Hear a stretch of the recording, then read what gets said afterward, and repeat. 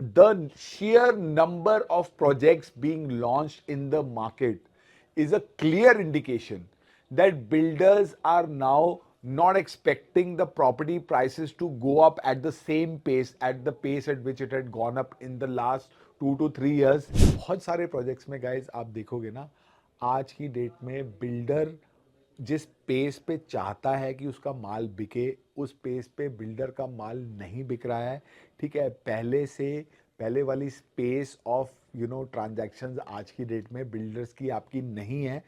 आप पिछले एक क्वार्टर में जितने भी प्रोजेक्ट गुड़गांव में लॉन्च हुए हैं, आप मुझे कोई 2 प्रोजेक्ट बता दीजिए जहां पे लोगों की पर्चियां घूम रही हैं। बहुत सारे ऐसे लोगों को मैं जानता हूं जिन्होंने अब अपना स्टॉक काटना शुरू कर दिया है, और आप में से जिन इन्वेस्टर्स ने अभी तक ऐसा नहीं किया है, जो भी अभी अभी यूफोरिया में बैठे हैं, मैं उन सबको यही बोलूँगा कि थोड़ा सा अपना स्टॉक अब आपको डेफिनेटली कंसोलिडेट करना चाहिए।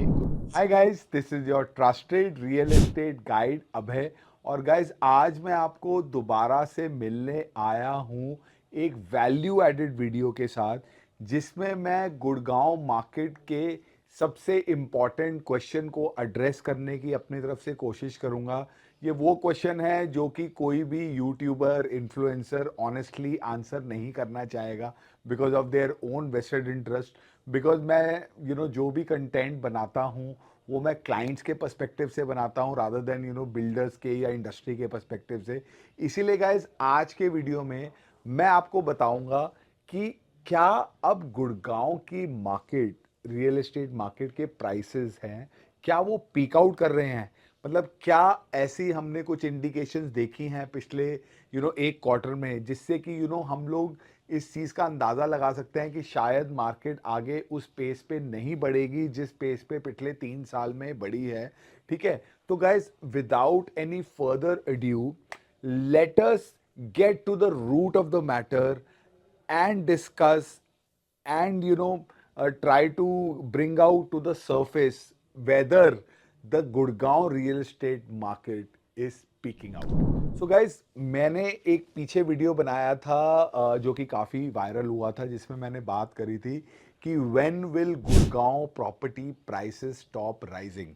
ठीक है, अगर आप मेरा वो वीडियो देखेंगे तो उस वीडियो में among many other factors, one very important thing that I had mentioned was कि जब भी गुड़गांव में बिल्डर्स को लगेगा कि ना ये प्राइस आज की रेट में ना, मतलब जिस तेजी से बढ़ रहे हैं आगे उस पेस पे नहीं बढ़ेंगे और मार्केट पीक आउट होगी, उस टाइम पे एक टाइम पे आप देखेंगे कि मार्केट में बहुत सारे प्रोजेक्ट्स फॉर सेल अवेलेबल होने लगेंगे।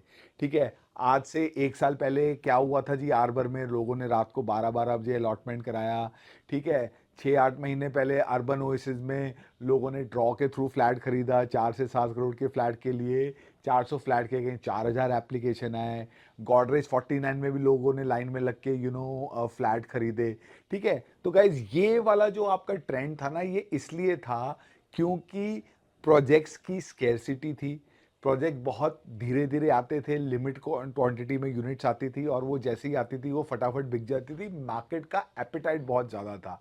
लेकिन आज की डेट में सिचुएशन ये है कि गुड़गांव की जितनी भी माइक्रो मार्केट्स हैं, उन सारी की सारी माइक्रो मार्केट्स में आप अगर लॉन्च और प्री लॉन्च दोनों को इंक्लूड कर लेते हैं तो सारे की सारी मार्केट्स में गाइज 8 से 10 प्रोजेक्ट अवेलेबल है। ठीक है, मैंने अभी इस वीडियो को बनाने के लिए मैं जब रिसर्च कर रहा था तो मैंने एक लिस्ट बनाई थी। मैं अगर आपसे शेयर करूं तो गोल्फ कोर्स एक्सटेंशन रोड पे, मतलब ना, मैं अगर आपसे नाम लेता हूं, यहाँ पे अभी एक आपका सेक्टर 59 में प्रोजेक्ट आने वाला है। एक सेक्टर 63A में, जिसको लोग 59 के नाम से प्रमोट कर रहे हैं, सिल्वर ग्लेड्स को, उनका प्रोजेक्ट आने वाला है। ठीक है, यहाँ पे अनंत राज का एक प्रोजेक्ट आने वाला है, एक प्रोजेक्ट इनका ऑलरेडी बिक रहा है। यहाँ पे टाक का प्रोजेक्ट आने वाला है। यहाँ पे 66 में बीपीटीपी का प्रोजेक्ट आने वाला है। मेफेयर का प्रोजेक्ट आने वाला है। यहाँ पे एलिवेट रिजर्व भी बिक रहा है। यहाँ पे डिजी होम्स का भी अगला फेज आएगा। ठीक है, यहाँ पे पुरी साहब ने भी अपने 2 या 3 टावर अगले लॉन्च करने हैं। ठीक है, तो अगर मैं साथ में आपका गौल पहाड़ी रोड भी यहाँ से पास ही पड़ता है, अगर मैं मैनर भी इंक्लूड कर लूँ जो पारस कौतियर का नेक्स्ट फेज है, ठीक है, और अगर मैं इंक्लूड कर लूँ कि भाई डीएलएफ ने 23 एकड़ ज़मीन खरीद रखी है, ओबरॉय साहब भी यहाँ पे आने वाले हैं, ठीक है, अभी 58 में भी बात हो रही है कि शोभा ने या पता नहीं किस बिल्डर ने ग्रैंड आर्क के साथ में साइड खरीद ली है। तो गाइज एक्सटेंशन रोड पे आज की डेट में अगले 6 महीने में आपके पास 8 से 10 नए प्रोजेक्ट में ऑप्शंस रहने वाले हैं, जो कि पिछले 1 से 2 साल में कभी भी नहीं था।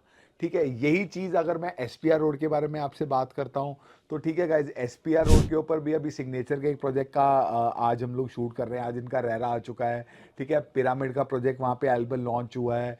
उसके बाद डीएलएफ के प्रिवाना के फेज आते ही रहते हैं। व्हाइट लैंड के फेज 3 का इसी हफ्ते रेरा आ चुका है। ट्यूलिप का 69 में प्रोजेक्ट आने वाला है। वर्धमान में सेक्टर 70 में प्रोजेक्ट आ चुका है। बीपीटीपी का 70A में प्रोजेक्ट आने वाला है। ठीक है, और भी एक आधा प्रोजेक्ट होगा जो शायद मैं मिस कर रहा हूँ। तो एसपीआर रोड के ऊपर भी भाई साहब आपके 7-8 प्रोजेक्ट हो गए।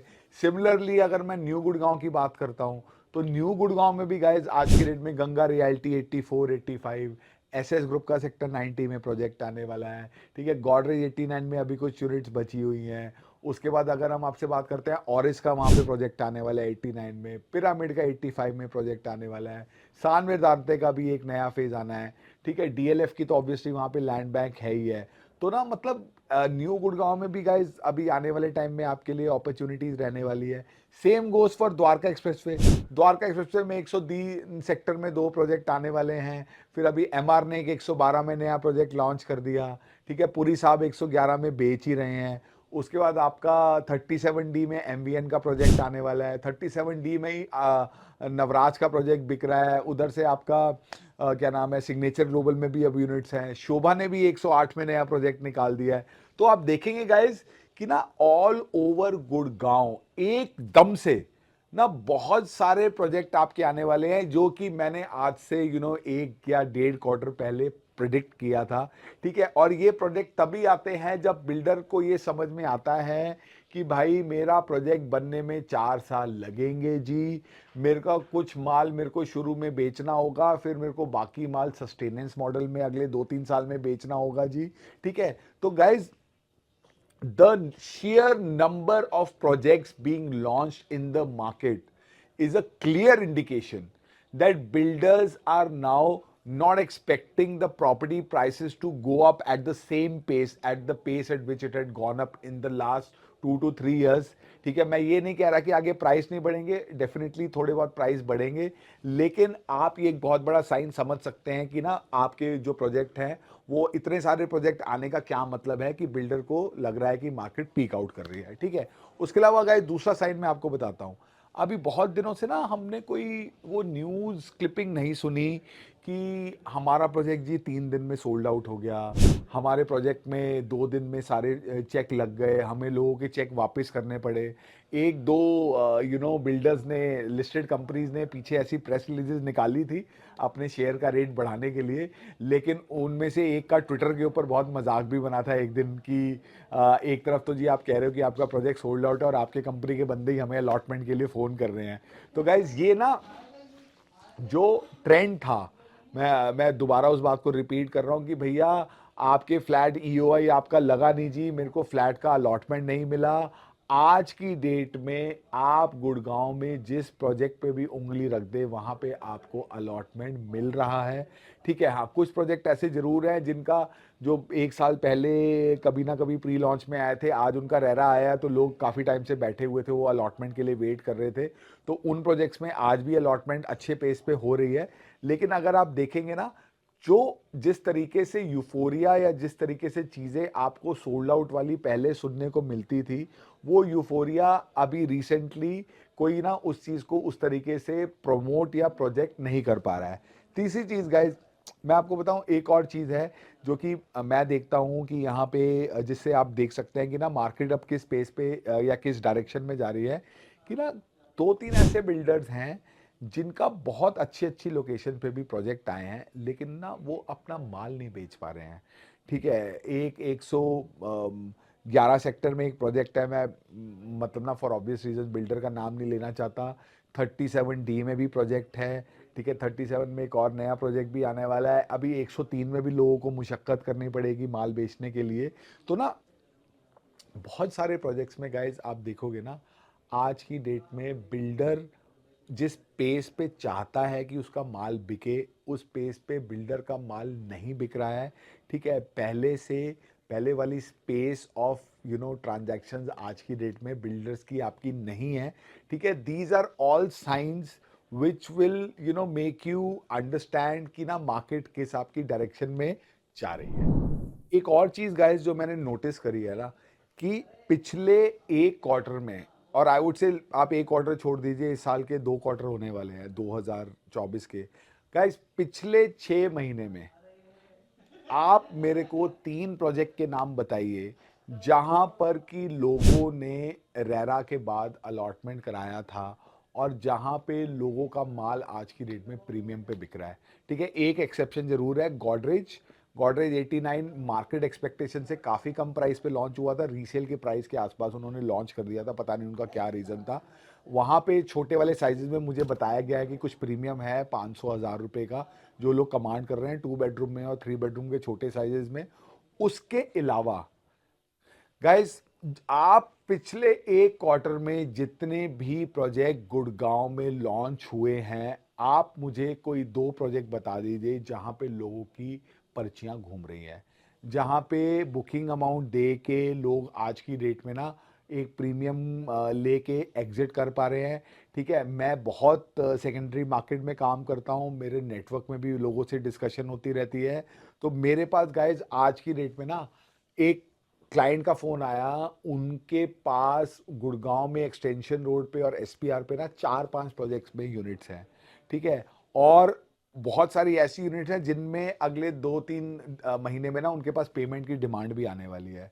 तो आप बिलीव करेंगे गाइस, जो उस क्लाइंट की लीस्ट फेवरेबल इन्वेस्टमेंट है ना, उस इन्वेस्टमेंट में उसका 8 लाख रुपए ट्रांसफर चार्ज है, 4 लाख रुपए ब्रोकरेज है, 12 लाख रुपए उसका खर्चा है।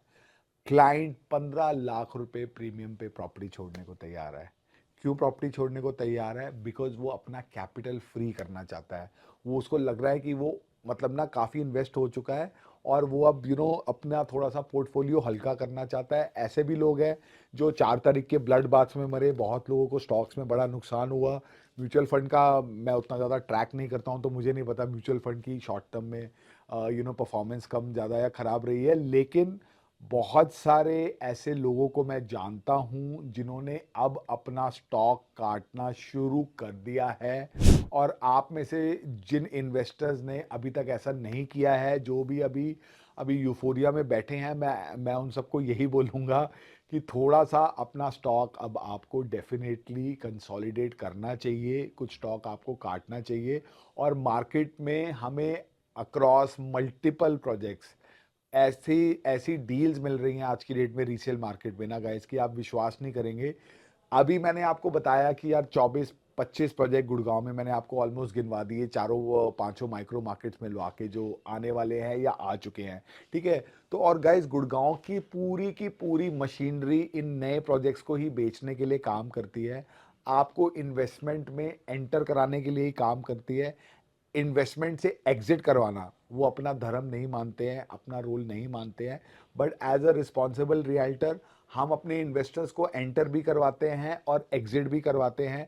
और मैं आपको ये बता सकता हूं कि आने वाले टाइम में एग्जिट करने के इन्वेस्टर्स खुद बहुत सारे ब्रोकर्स को रीच आउट करने वाले हैं, क्योंकि उनको भी ये समझ में आएगा कि उनको अपना पोर्टफोलियो अब कहीं ना कहीं हल्का करना चाहिए, ठीक है। तो गाइज, एक बहुत ही सीनियर आपके एसोचेम, एक आपकी जो ऑर्गेनाइजेशन है रियल एस्टेट की, नरेटको, और वहाँ के कुछ लोगों ने भी पीछे स्टेटमेंट दी थी कि they are not expecting the property prices to go up at the same pace in the next 1 year how it has gone up in the last 3 years. तो ना इन्वेस्टर्स और एंड यूजर्स दोनों को बहुत pragmatic approach अभी रखनी चाहिए। बहुत सोच समझ के किसी इन्वेस्टमेंट में घुसना चाहिए। ठीक है, आज आपको रीसेल मार्केट में बहुत अच्छी अच्छी अट्रैक्टिव प्रोपोजिशंस मिल रही हैं जो कि प्री लॉन्चेस से बहुत बेटर रेट पे हैं। ठीक है, ऐसी प्रोपोजिशन मैं भी आपको काफ़ी ऑफर कर सकता हूँ एक्सटेंशन रोड पे, एसपीआर रोड पे। ठीक है, जो मेरा मेन ऑपरेशंस का एरिया है। ठीक है, तो गाइज बहुत सारे इन्फ्लुएंसर्स, ठीक है, मेरे वीडियो को देख के खुश नहीं होंगे। बहुत सारे इन्फ्लुएंसर्स का यूफोरिया मैं शायद डैम्पन करने का कहीं ना कहीं रोल प्ले करूंगा, but like I said I always work from the clients perspective. और मुझे ये मल्टीपल लॉन्चेस और बहुत सारे लॉन्चेस की सेल स्लो होना, वो सारी चीज़ों से कहीं ना कहीं ऐसा लग रहा है कि maybe market is probably approaching towards its peak around Diwali time. And it's very difficult to predict the top. मैं पहले भी कई बार बात कर चुका हूँ, बॉटम और टॉप दोनों आप प्रिडिक्ट नहीं कर सकते हो, बट ये कुछ साइंस हैं जिनको आप स्टडी कर सकते हैं। और इसी तरीके से गाइज मैं आपको ना आपके लिए वैल्यू एडेड और क्रेडिबल इन्फॉर्मेशन अपनी तरफ से हमेशा देने की कोशिश करूँगा। ठीक है, जैसे आप लोगों ने मुझे सपोर्ट किया है, आप आगे भी सपोर्ट करते रहिए। मेरा पिछला पॉडकास्ट भी आई होप आप लोगों ने इलेक्शन पॉलिटिक्स और रियल एस्टेट वाला देखा होगा। That was also quite a fun ride for me. और आने वाले टाइम में guys, because this was something that I was noticing in the market as a trend, so that's why I made this video, but my focus is going to remain SPR। और SPR पे pyramid का नया project आया तो next project शायद मैं वही आपका कवर करूँगा। तो इसी तरीके से गाइज प्लीज़ आप हमें सपोर्ट करते रहें। Please like share and comment on our videos and please subscribe to our channel. I will see you guys again very soon. Bye for now.